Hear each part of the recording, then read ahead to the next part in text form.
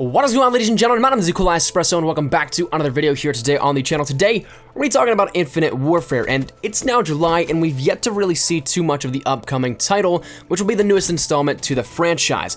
That in itself is quite an oddity in terms of the marketing department for Activision. We'd usually see or have a greater feel for the game by this time, often drawing closer to a worldwide multiplayer reveal. But Infinite Warfare is, like Black Ops 3, throwing a curveball at our normal marketing schedule this year, though kind of in the opposite direction than that of what we saw last year with Black Ops 3. Fans, however, did get a little bit more of a look into the title as of the recent live stream over on Infinity Ward's Facebook page, which we actually mentioned very briefly here up on the channel recently, but we're going to be recapping everything you need to know about the weaponry and vehicles here in this one. So let's jump right into it. The vehicles were the first piece of the game that was covered, one of two major and key roles that were showcased during this, once again the weapons being the other parts, and from this we gained a little bit more insight into what we can see coming this November.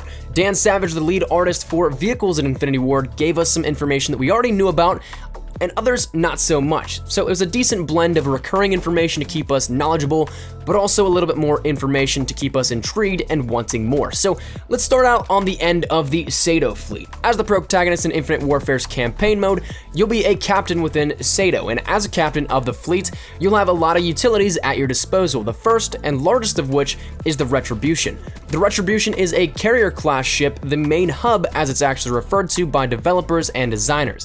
From here, you'll be able to seamlessly jump between missions, interact with the world around you, and chart courses for your future actions. As captain, you're able to directly choose whether or not you want to engage in the main story missions or take a little bit of a risk and go on side endeavors like those of the side assault missions.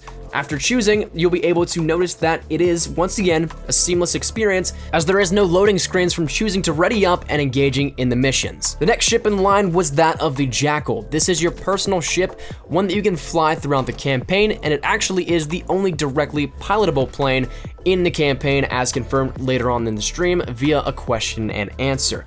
The most impressive part that I personally believe out of this is completely off rails, meaning that every single time that you fly the Jackal, there is no set trail that is predetermined for the movement. In Infinite Warfare, you completely control the Jackal's movement, which adds to the ability to show off your piloting skills for one, and also as a result gives you a more immersive gameplay experience. The final ship that was showcased for Sado's fleet was that of the Raven. This dubbed as a carrier vehicle, though not directly pilotable in the campaign, it will be your lifeline in a sense, as it's able to drop off important equipment, goods, crew, as well as soldiers into battle. So seeing one approach is more than likely a good sign. Now, hopping over to the side of the Settlement Defense Front, these are the antagonists of Infinite Warfare's campaign, also known as the SDF. Now, they're described as outlaws who have no regard for the livelihood of others, and they take and conquer, and throughout the campaign, own much of the resources that are being farmed, and as a result, can take up the manufacturing necessary for their own goods. For their fleet, it's nearly a mirror image, save that of the carrier-class vessel. When the Retribution is discussed, the daunting size of the SDF's Olympus Mons completely overwhelms that of the Retribution. In its own class of super carriers, it is a massive vessel. If you imagine it, think of the Death Star but in terms of Call of Duty. The developer team imagines it as well to be that of Jaws, a carrier that has its own ominous music and a feeling of inevitable capture when it's in range. It has the capability to jump across the solar system in seconds with its hyperdrives and is always waiting for you at every corner of space. As for the directly pilotable counterpart to that of the Jackal, though we won't be taking part or playing in them, the fighter-class vessel of the SDF is that of the Skelter. Everything that is the same as the Jackal is in the Skelter: easy maneuverability, fighter jet capabilities, any feature that can really be named for the Jackal, it all comes standard with this one. As for the carrier-class vessel on the side of the SDF, none were really named, though it can be inferred that there will be some counterpart to that of what Sado owns.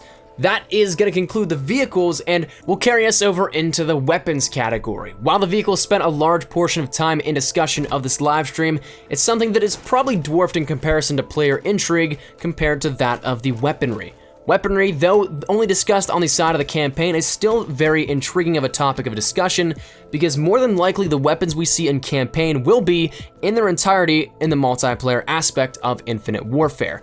Sean Byers, the lead artist on weapons at Infinity Ward, took the lead on this discussion and gave us some insight into the weaponry that we will be seeing come November. Starting with the fact that this will be the largest cast of weaponry that we've seen to date in Call of Duty, he assured us that we will be seeing as much detail as possible in these weapons. From weather effects to chips in the metal to personal feels, it will all add into the immersive experience that the player will feel and take part in. Setting the tone for such a large catalog of weapons can be tough, but to make sure it was done right and as immersive as possible, Byers and his team went all out and developed elaborate backstories for the companies that designed the weaponry in the campaign.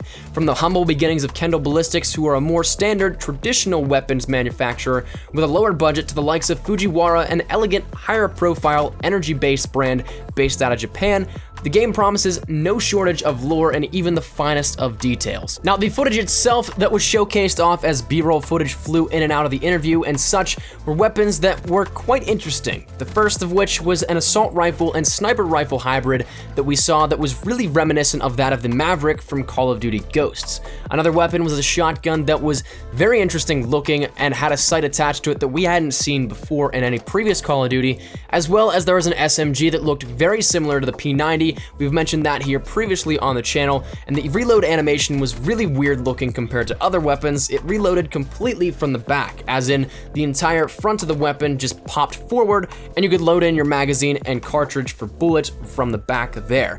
The final weapon that was showcased was actually the NV4, a personal favorite of Byers, as well as a standard weapon in-game that looks like the traditional M4A1, this probably being one of the first weapons we know the official name for, and that is one that really intrigues me as well. It plays towards that traditional gameplay experience. Other weaponry included the introduction of new lethals such as the spider grenades and the anti-gravity grenades that offer a unique ability in the way of gameplay that will challenge players and keep them on their toes.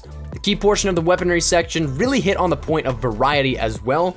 The team really wanted to build a game that ultimately would change up the gameplay, but also keep it fun, as a lot of Call of Duty players really would love to see. Keeping it fun is definitely important here with that. With the cast of hybrid weaponry to keep your gameplay always on the fly, I definitely think that it seems like this large cast of weapons will definitely prove to keep our attention and keep us playing and get us a little bit more of immersive gameplay experience. But that, I think, is where we're gonna wrap it up here today, ladies and gentlemen. Just wanted to showcase a little bit of this here for you guys. There was a lot of cool stuff that came out of this. I personally am really intrigued to see what Infinite Warfare can bring to us. Some of you guys may not feel the same way, but I would love to hear your thoughts down there in the comment section down below. Do you guys think that this is something that will really play out to be something great, or do you not necessarily have too high hopes for it? Love to hear your thoughts down there in the comment section down below. But thank you guys so much for watching. If you guys liked the video, be sure to like rating down below, and if you guys are new to the channel, make sure you subscribe. We're on that road to 50,000 subscribers, so every little bit does help and is of course greatly appreciated. But mine has been a cool Espresso. I'll see you guys later. Take care and peace.